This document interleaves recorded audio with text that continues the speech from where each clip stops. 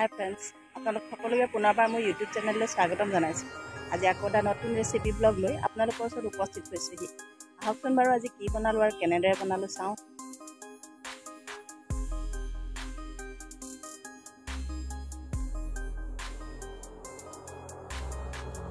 আজি বনাবলৈ লৈছোঁ এটা চয়াবিনৰ খুব ধুনীয়া ৰেচিপি। তাৰ কাৰণে মই ইয়াৰ চয়াবিনখিনি গৰম পানীত অকণ 5 মিনিট মানে এইখিনি উতলাই ল'লোঁ আৰু এইখিনি এতিয়া অকণমান ঠাণ্ডা হোৱাৰ কাৰণে ঠাণ্ডা পানী অকণমানো দি দিলোঁ। আৰু এইখিনি অকণ ঠাণ্ডা হৈছে, মানে অকণ গৰমেই হৈ আছে, চুব পৰা হৈছে। আৰু এতিয়া মই এই পানীখিনি এইদৰে চেপি চেপি গোটেই চয়াবিনখিনি উলিয়াই ল'ম। এইখিনি চেপি লোৱা হৈ গ'ল এয়া। আৰু এতিয়া মই ইয়াতে দি দিম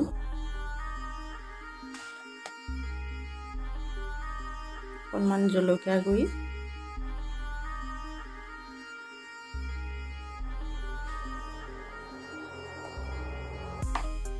অকণমান হালধি গুড়ি, সোৱাদ অনুসাৰে নিমখ, আৰু দি দিম এয়া মই বেচন। এইখিনি অকণমান মই ভাজি লৈছোঁ ধুনীয়াকৈ, কেঁচা কেঁচা গোন্ধটো নোহোৱা কৰি। ইয়াতে মই অকণমান বেচন দি দিম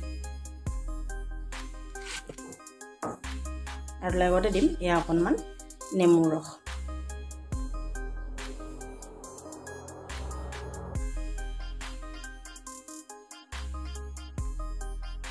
আৰু এইখিনি এতিয়া মই ধুনীয়াকৈ মই এইখিনি মিলাই ল'ম।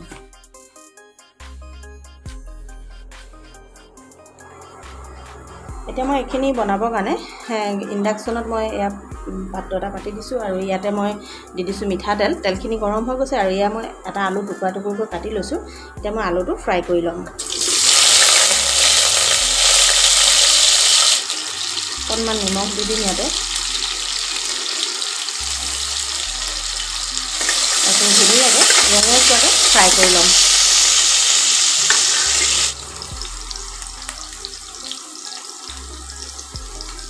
এইখিনি ফ্ৰাই কৰি লোৱা হৈ গৈছে, এইখিনি মই নমাই ল'ম।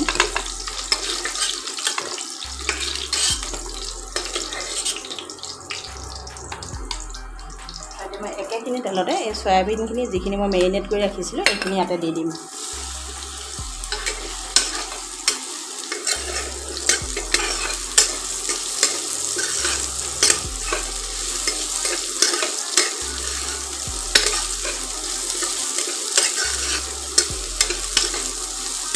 এইখিনি খুব ধুনীয়াকৈ মই একেবাৰে ৰঙচুৱাকৈ ফ্ৰাই কৰি ল'ম। সেই ফ্ৰাই কৰি লোৱা হৈ গৈছে আৰু এইখিনিও এতিয়া মই নমাই ল'ম।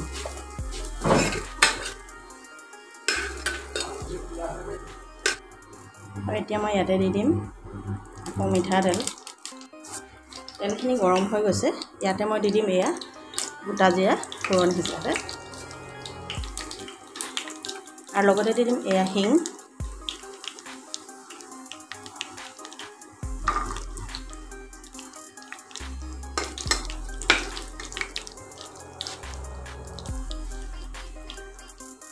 আৰু এতিয়া মই ইয়াতে দি দিম এয়া পিঁয়াজ। এটা ডাঙৰ সাইজৰ পিঁয়াজ মই কাটি লৈছোঁ মিহি মিহিকৈ, ইয়াতে দি দিম।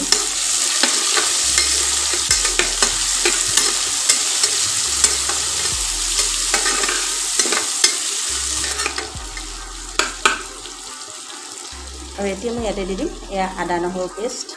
এইখিনি ইয়াতে দি দিম আৰু এইখিনি মই খুব ধুনীয়াকৈ ভাজি ল'ম, যাতে ইয়াৰ কেঁচা কেঁচা গোন্ধটো একেবাৰে নোহোৱা হৈ যায় লগত।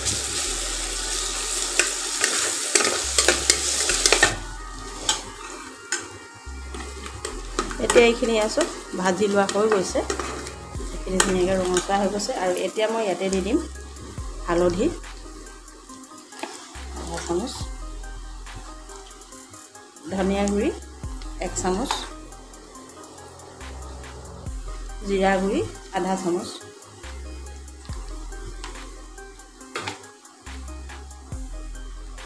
জলকীয়া গুড়ি 1 চামুচ, আৰু এইটো কাশ্মীৰী জলকীয়া গুড়ি কালাৰৰ কাৰণে দিছোঁ আধা চামুচ, নিমখ সোৱাদ অনুসাৰে, আৰু লগতে দি দিম ইয়াতে পানী, যাতে এইখিনি জ্বলি নাযায়।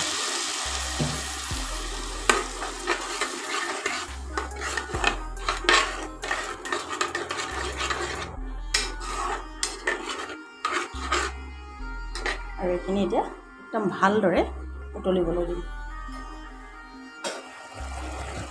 এতিয়া আমাৰ চব এইখিনি একদম ধুনীয়াকৈ ৰেডি হৈ গৈছে আৰু ইয়াৰ পৰা তেল বেঙি উঠিছে এতিয়া মই দি দিম ইয়াতে এই সয়াবিনখিনি আৰু লগতে দি দিম আলুখিনি আৰু এইখিনি এতিয়া মই খুব ধুনীয়াকৈ এইখিনি অকণ মজাই ল'ম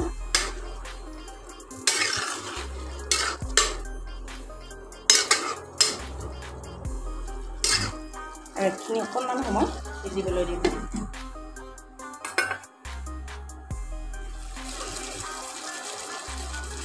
এতিয়া এইখিনি চব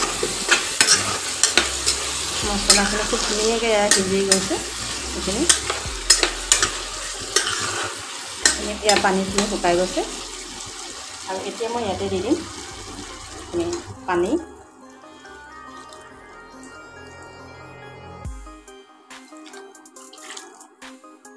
আৰু এইখিনি প্ৰায় হাই ফ্লেমত প্ৰায় 10 পৰা 15 মিনিট ভালদৰে সিজিবলৈ দিম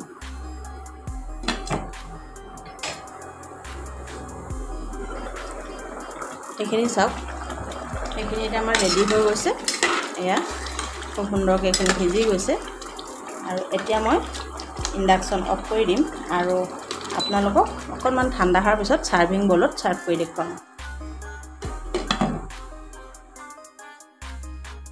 এয়া চাওক এয়া এতিয়া আমাৰ খুব সুন্দৰকৈ বনোৱা আৰু খুব কম সময়তে কম উপকৰণে বনোৱা এই সয়াবিনৰ ৰেচিপিটো ৰেডি হৈ গ'ল এই ৰেচিপিটো আপোনালোকে ভাত ৰুটি পৰঠা চবৰ লগতে পৰিৱেশন কৰিব পাৰে সয়াবিনটো সকলোৱে খাইছে কেতিয়াবা এইদৰে এবাৰ বনাই খাই চাবচোন খাবলৈ খুব বেছি সুস্বাদু হয় আৰু খুব মানে কম সময়ৰ ভিতৰতে আপোনালোকে একেবাৰে মাংসৰ দৰে সোৱাদযুক্ত এই সয়াবিন বনাই ৰেডি কৰিব পাৰে তেতিয়াহ'লে নিশ্চয় এদিন এই ৰেচিপিটো ট্ৰাই কৰি চাব আৰু কমেণ্টত মোক জনাবলৈ নাপাহৰিব যে আপোনালোকে এইদৰে এই সয়াবিন বনাই খাই কেনেকুৱা পালে যদি মোৰ ভিডিঅ'টো চাই আপোনালোকে ভাল পালে তেতিয়াহ'লে মোৰ ভিডিঅ'টো লাইক কমেণ্ট আৰু শ্বেয়াৰ কৰিবলৈ নাপাহৰিব লগতে যদি আপোনালোক মোৰ চেনেলত নতুন আহিছে তেতিয়াহ'লে অনুগ্ৰহ কৰি মোৰ চেনেলটো ছাবস্ক্ৰাইব কৰি দিব আৰু কাষত থকা বেল আইকনটো প্ৰেছ কৰি দিব তেতিয়া আপোনালোকে মোৰ নতুন নতুন ভিডিঅ'বিলাক পাই থাকিব তেতিয়াহ'লে আকৌ এটা নতুন ৰেচিপি ব্লগত পুনৰ লগ পোৱাৰ প্ৰতিশ্ৰুতিৰে আজিলৈ আহিছোঁ বাই বাই